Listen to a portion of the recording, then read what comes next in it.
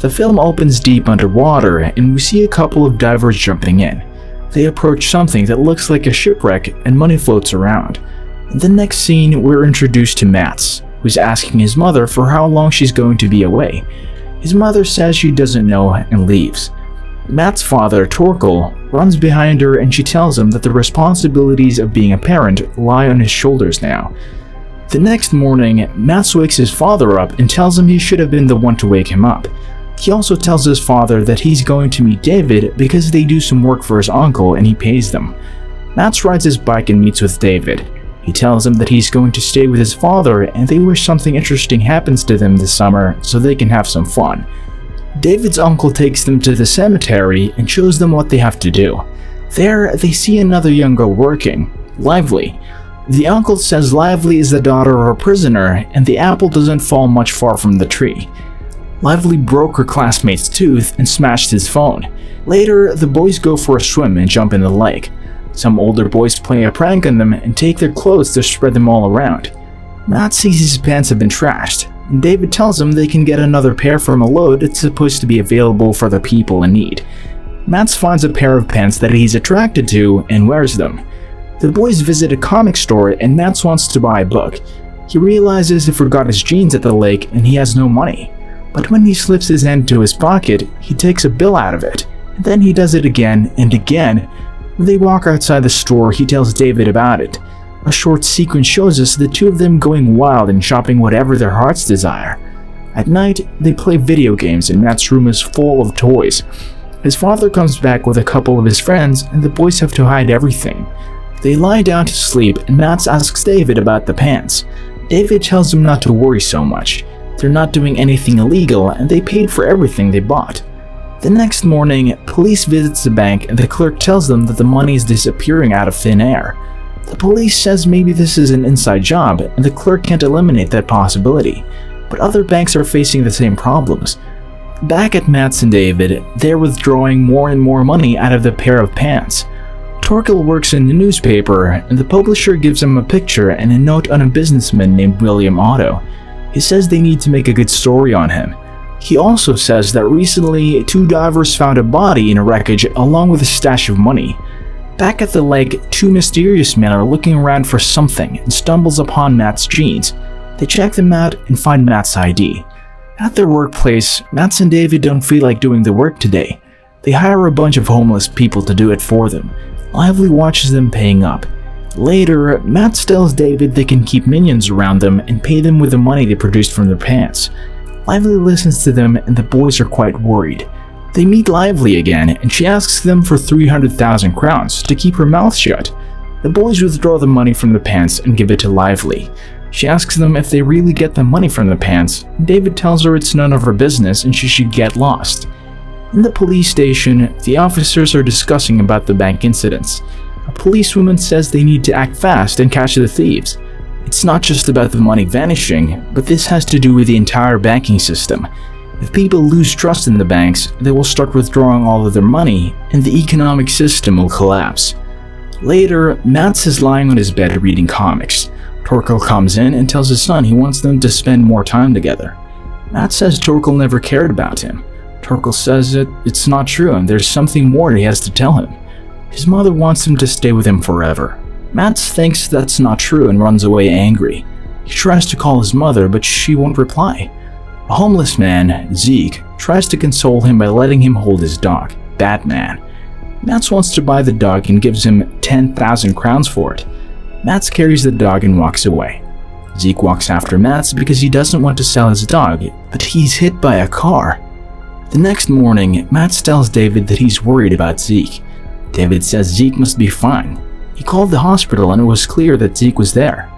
Lively joins the boys and gives them back the bag with the money she asked for. She says she didn't touch anything because she's not a thief. The kids grab an ice cream together and Matt says maybe he has to turn the pants in. David says that this is a very bad idea because people who lost their money will make him work for it until he pays them back. Lively agrees and says that people are selfish and so are the cops. He needs to keep the pants a secret. But still, Matt can't help but wonder if there's a reason behind what happened, why the pants chose him. Zeke exits the hospital and a limo is waiting for him. He takes him to a hotel and Zeke enters his room. Matt, his friends, and Batman are in the room waiting for him, and Matt apologizes for what happened. A short sequence shows us that the kids go around town giving money to the poor. They also withdraw large amounts of money to distribute it to charitable organizations. Matt also lets some money for Torkel to find, and Torkel uses that amount to go to shopping and cook a meal for his son. When Matt returns home, they eat dinner and have a talk. Torkel says they didn't used to spend much time together, but he really cares about him and wants their relationship to work out. They get friendlier with each other and later lie on the couch, watching the news together.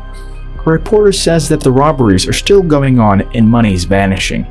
Matt asks his father if he would handle hearing something impossible.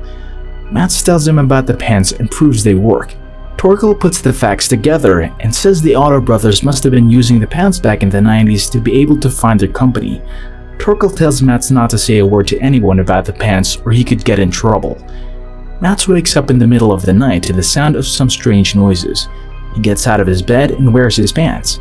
Two men break into his house and they seize his father, asking him where the boy is. Torkel yells for Matt to run, and Matt gets to his bike and rides away, managing to escape the men. Matt meets with David and they go to Lively's place together. Lively tells him that they will probably call Matt to tell him to trade the pants for his father. Meanwhile, the police has connected some footage of Matt and David to several occasions of overspending and they will start looking for them. Torkel is tied up in a large room, and when they cut him loose, he sees William Otto standing there.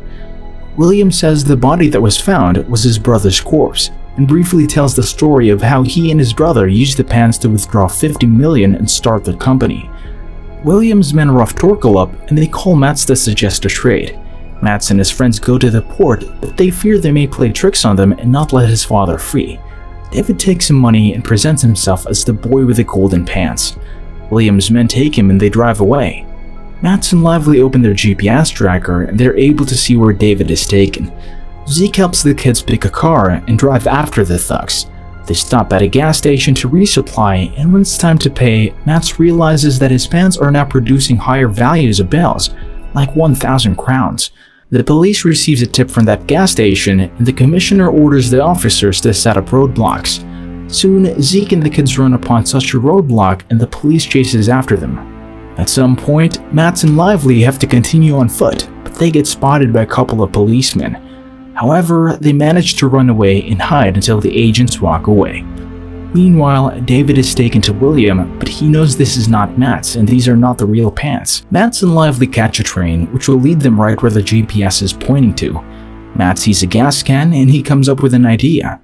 Lively tells him it's not going to work, but Matt asks her to trust him. Matt meets with William and he has taken the pants off. Lively soaks the pants in gasoline and lights up a lighter.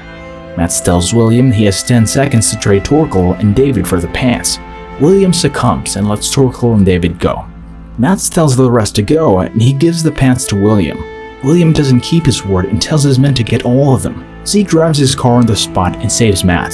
Then everyone gets in the car and drive away while the thugs are chasing after them. Zeke crashes the car and the rest of the passengers have to run out and find shelter into a mine. William runs after Matt and points a gun at him while Matt threatens him that he will throw the pants into a cauldron full of hot lava. Torkel rushes at William and they fight each other. William's gun has fallen off his hands and Matt gets it. He shoots it once and makes them stop. William says Matt is not going to shoot him and slowly makes some steps towards Matt. At the time, the police burst into the facility and tells everyone to freeze. Matt tosses the pants to his father while still holding the gun. The commissioner tells Matt to put the gun down and Torkel to hand her the pants. She says she'll make sure they don't get into the wrong hands. Torkel reflects on that inside his own mind and decides the only way to keep the pants out of anyone's reach is to burn them into the lava. Matt feels relieved and puts the gun down. Bad guys are arrested and Matt with the rest will go back home. However, Zeke has sacrificed himself and the film ends at his funeral, where everyone has gathered to greet him goodbye. Zeke's ex-wife is also present, as well as his daughter. Matt walks near his daughter and tells her that Zeke would have wished for her to take care of his dog, Batman. Subscribe and hit the like button to help our channel grow. Turn the notifications on so you won't miss any of our new videos. Thanks for watching.